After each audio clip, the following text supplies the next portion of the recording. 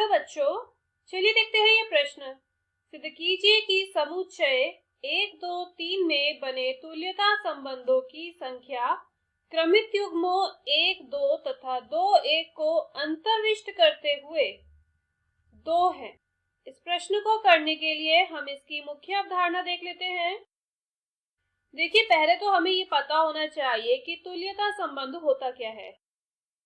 तुल्यता संबंध एक संबंध होता है जो स्वतुल्य भी होता है, सममित भी होता है और संक्रामक भी होता है। ठीक है, स्वतुल्य संबंध क्या होते हैं? किसी समुच्चय में के प्रत्येक अवयव के लिए यदि XX के रूप के अवयव हमें उस संबंध में मिलते हैं तो वो संबंध होता है स्वतुल्य संबंध। सममित संबंध, यदि हम किसी समुच्चय के दो अवयव की बात कर रहे हैं, उसके लिए यदि XY के रूप के अवयव उस संबंध में है तो YX के रूप के अवयव भी उस संबंध में होने चाहिए, तब वो संबंध होता है सममित संबंध। और संक्रामक संबंध, प्रत्येक XYZ जो कि किसी समुच्चय के अवयव हैं, उसमें यदि XY के रूप के अवयव संबंध में है तथा YZ के रूप के अवयव भी उस संबंध में है, तो यहाँ से XZ के रूप के अवयव भी उस संबंध में होने चाहिए, तब वो संबंध होता है संक्रामक संबंध। और जब संबंध स्वतुल्य, सममित और संक्रामक तीनों हो तो ऐसे संबंध होते हैं स्वतुल्यता संबंध। तो चलिए अपनी इस मुख्य अवधारणा का प्रयोग हम इस प्रश्न में करते हैं। यहाँ पे हमें एक समुच्चय दिया है, उसको हम समुच्चय A बोल देते हैं, जिसके अवयव है 1, 2, 3 और इससे हमें संबंध बनाने हैं, तुल्यता संबंध बनाने हैं, जिसमें ये दो अवयव अवश्य आएंगे 1, 2, 2, 1 और ऐसे तुल्यता संबंध सिर्फ 2 हो सकते हैं, हमें ये सिद्ध करना है। तो पहला हम संबंध बनाते हैं, माना R1। देखिए, तुल्यता संबंध के लिए सबसे पहले चाहिए कि संबंध स्वतुल्य हो, तो स्वतुल्य में प्रत्येक x जो कि A के अवयव हैं उसके लिए XX हमें R में चाहिए। यहाँ पे A के अवयव है 1, 2 और 3, मतलब यहाँ पे हमें 1, 1 भी चाहिए, 2, 2 भी चाहिए और 3, 3 भी चाहिए। और साथ ही प्रश्न में कहा है कि 1, 2 और 2, 1 उसमें होना ही चाहिए। तो अब देखिए कि क्या ये संबंध तुल्यता बन गया। स्वतुल्य तो हमने बना दिया, अब सममित भी है ये, क्योंकि प्रत्येक XY के लिए YX भी इसमें है। और क्या ये संक्रामक भी है? चलिए चेक कर लेते हैं।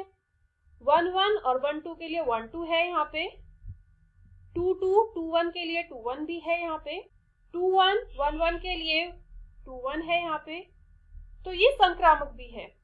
तो पहला संबंध तो हमारा ये बन गया। अब R2 की अगर हम बात करें तो जैसा कि प्रश्न में कहा है कि संबंध में 1, 2 और 2, 1 होने ही चाहिए। अब हम इसमें और कौन से अवयव रख सकते हैं कि तुल्यता बन जाए? देखिए, सबसे पहले हम बनाएंगे इसको स्वतुल्य, जिसमें XX के रूप के अवयव इसमें होने चाहिए, मतलब 1, 1, 2, 2 और 3, 3 इसमें हमें चाहिए, जैसा कि यहाँ ऊपर भी हो गया था। अब ये सममित है और संक्रामक भी है, किंतु ये संबंध यहाँ बन गया था। अब हम यहाँ पे कोई एक और अवयव जोड़ देंगे, तो यहाँ पे हम जो अवयव, जो क्रमित युग्म लाएंगे वो कहाँ से लाएंगे? आपको पता होगा कि जो R होता है वो उपसमुच्चय होता है A क्रॉस A का। A का कार्तीय गुणन का सहसमुच्चय होता है, तो यहाँ पे हम A क्रॉस A निकाल लेते हैं। A क्रॉस A में कौन से अवयव आएंगे? 1, 1, 1, 2, 1, 3, 2, 1, 2, 2, 2, 3, 3, 1, 3, 2 और 3, 3।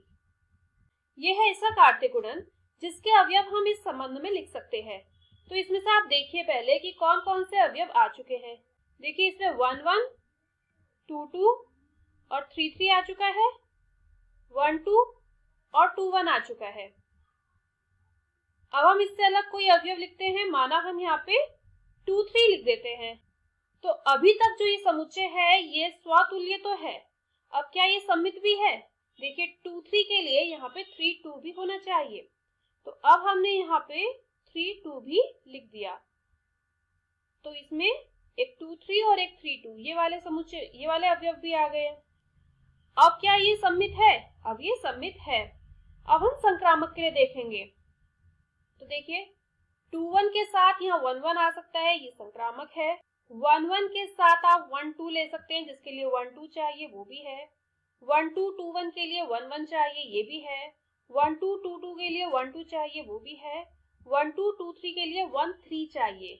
आप देख रहे हैं 1 2 और 2 3 के लिए यहाँ पे 1 3 होना चाहिए, जबकि 1 3 यहाँ पे नहीं है। तो इधर हमें इसको संक्रामक बनाने के लिए 1 3 भी लाना पड़ेगा। तो 1 3 हो गया यहाँ पे। अब ये सममित नहीं बना, तो अब यहाँ पे हमें 3 1 भी चाहिए। ठीक है, तो अब आप क्या देख रहे हैं कि 1 3 और 3 1 भी यहाँ आ चुके हैं। इससे ज्यादा इसमें कोई अवयव नहीं आ सकते। और अब आप इसको चेक कर लीजिए, ये एक तुल्यता संबंध बन चुका है। तो यहाँ पे इससे ज्यादा और कोई संबंध नहीं बन सकता जो कि तुल्यता हो। हमें इस प्रश्न में यही सिद्ध करना था कि इन दोनों क्रमिक युग्मों को अंतर्विष्ट करते हुए इसमें दो ही तुल्यता संबंध बन सकते हैं, जो कि ये है। अतः ये सिद्ध होता है कि इसमें दो संबंध बन सकते हैं। मैं आशा करती हूँ मुख्य अवधारणा की मदद से आपको इस प्रश्न का हल समझ आया होगा। धन्यवाद।